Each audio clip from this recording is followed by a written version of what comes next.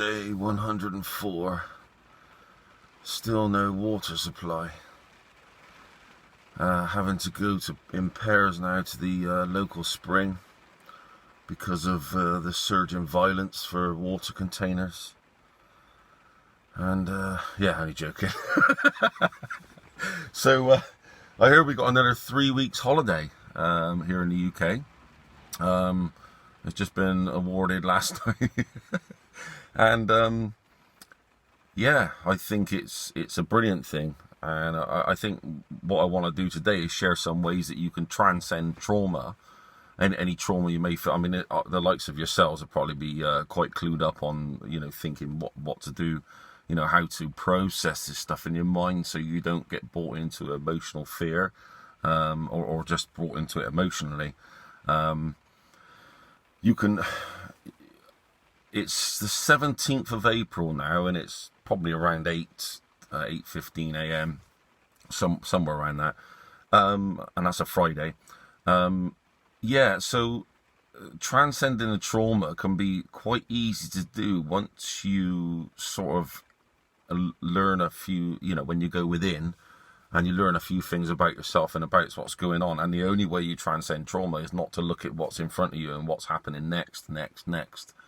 The only way to actually transcend it is to step back and look at the bigger whole picture, and you get some sort of ideal on what's going to happen, and that predictability, or that level of predictability, can make you feel a bit more settled. For instance, when you take a step back and you look at, some people say, well, how long is this going to go on for? Well, this lockdown thing is going to go on for as long as it takes to get people begging for universal credit for some sort of payment from government. They were becoming more and more, they try their hardest to sabotage everything so that the only solution is them. And this time they've really sabotaged the whole thing, and literally they want to stand up as the only solution, the final solution.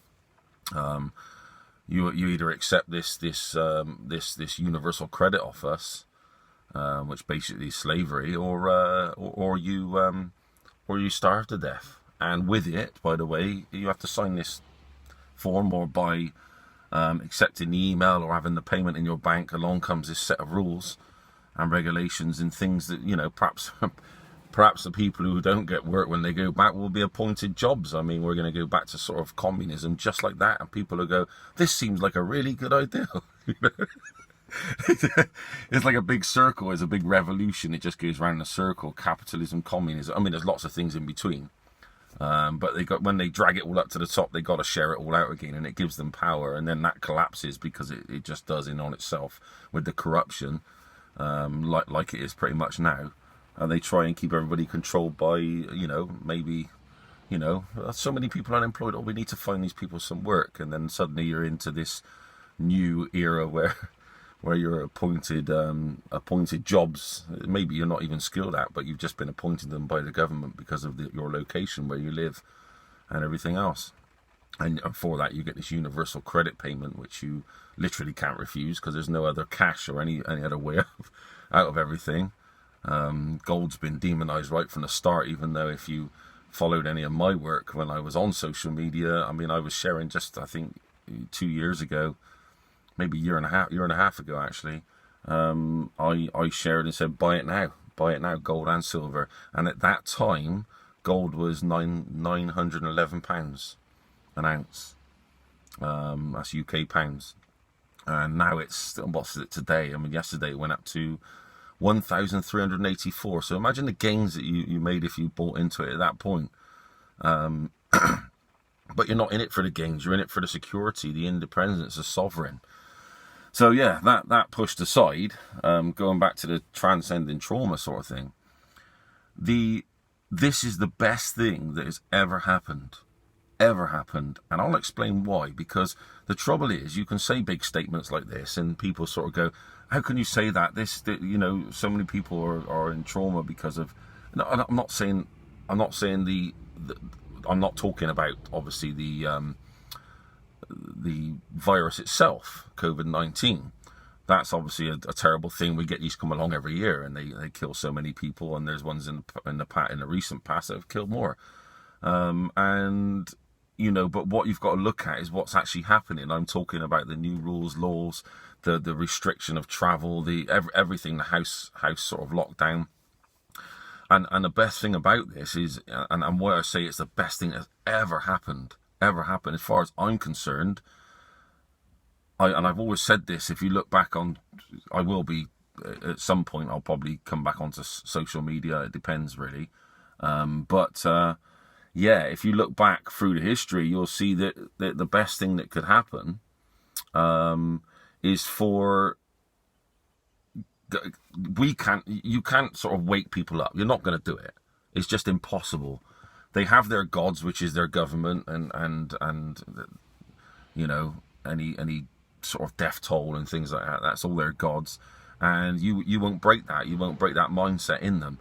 But the best thing is that when these sorts of things happen and you let them go on, you don't have to fight anything. Let it happen. Let it happen, because the best people to wake these people up and actually get them to see that these people are lying to them is the actual governments and all these people, all this sort of death cult behind it that are trying to change their way of life and sort of manipulate them and pressurize them. It's the best thing that could have ever happened for people to lose faith in their saviors. I don't know why. I don't understand why normal people think that like MPs and prime ministers and God knows what around the world, any of these people, kings, queens, they lie all the time. They lie all the time. Literally every word that comes out of a politician's mouth is a lie. And yet people, I don't know why, but people just believe the next thing they say, and then they lie again. I mean, if these people were stood next to us telling us all this rubbish and none of it ever happened or come true, or it was the opposite or whatever, we wouldn't listen more than 2 seconds. We say, get the hell out of my life. But for some reason, when they're put up in these positions of power, a lot of people keep believing them, even though they keep proving that they're lying all the time. They just keep believing them. And this is another state of that. But this one is going to really affect people's life forever. It's not going to change. The world will never be the same again. That's a good thing too. I've said that right from the start. Especially when the death toll from this becomes, which I've always said, it becomes greater than the actual virus itself. And there'll be an air of deniability in those in power. They'll say, well, we didn't know this was going to happen. All the usual crap. When they lie, they know they're lying, and they know they've studied human nature, human behavior for so long. They know exactly what's going to happen, and they know how to push the buttons to make things happen. So there's massive loss of life. And they'll sort of say, well, are you suggesting that we that we knew that all this was going to happen, or the suicide rate was going to jump by so many 1,000 over this year, and that the that people were going to take to the streets because they had no food, suggesting we knew that the agricultural business was was destroyed to such a level that there's starvation is and people there'll be still some who worship them, but their fate is already decided. At least we've got a choice. We've got a choice, because we're in a position where we see these bigger pictures. We step back. We transcend that trauma.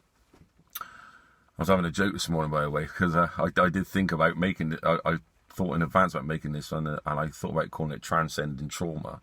And I thought I had better check spell checker, because no, my luck, it'll probably correct it to transgender trauma or something. All these people thinking I've had a sex change.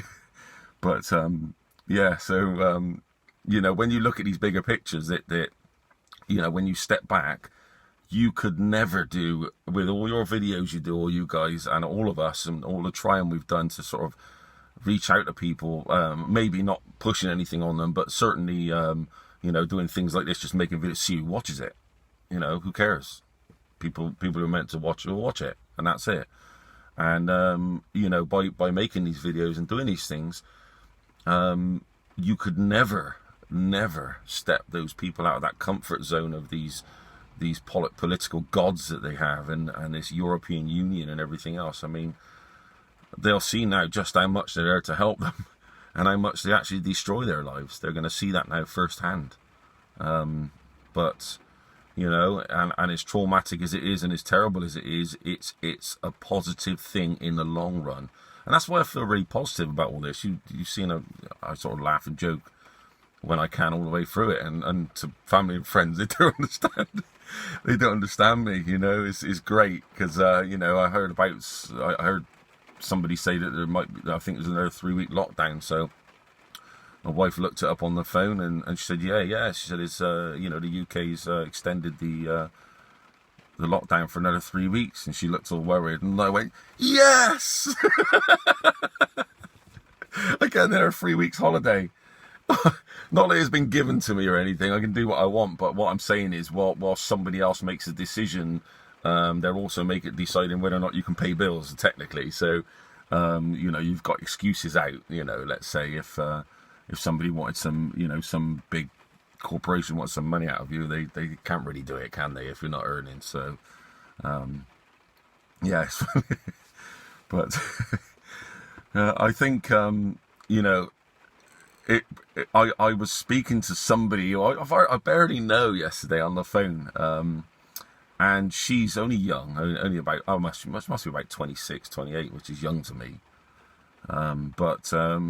Yeah, and she was completely clued in. We were on the phone for an hour, and she's completely clued in to everything that's going on. It gives you big hope, you know. And that's probably the first person, because I get no one to speak to. I don't even speak to my own family about what I do in these videos. They wouldn't even know. Yeah, and it was nice to have a conversation with someone one-on-one on the phone who actually understands what's going on. And they're sort of soaking it. She was soaking it up like a sponge. And it was amazing because the feedback I was getting, I knew she got it. She's got it. You know, and you'd be surprised how lonely you feel. And this is why sometimes you do the videos. Perhaps it's from a selfish standpoint to a degree, because you're sort of making yourself feel a little bit better just by speaking. You know, and hoping that you get one view. That's great, because someone's listened to you, even if they think it's all a load of crap. At least someone's listened. I'm feeling in a silly mood today as well. Yeah, so I think I'll leave it there, and you know, this is a long video, so it probably won't be uploaded till Saturday tomorrow, I'd imagine, because it just takes forever out here in the country, which is a great thing again. So no signal on your mobile phone, brilliant. No Wi-Fi, and very weak signal, fantastic. That's all the better for me.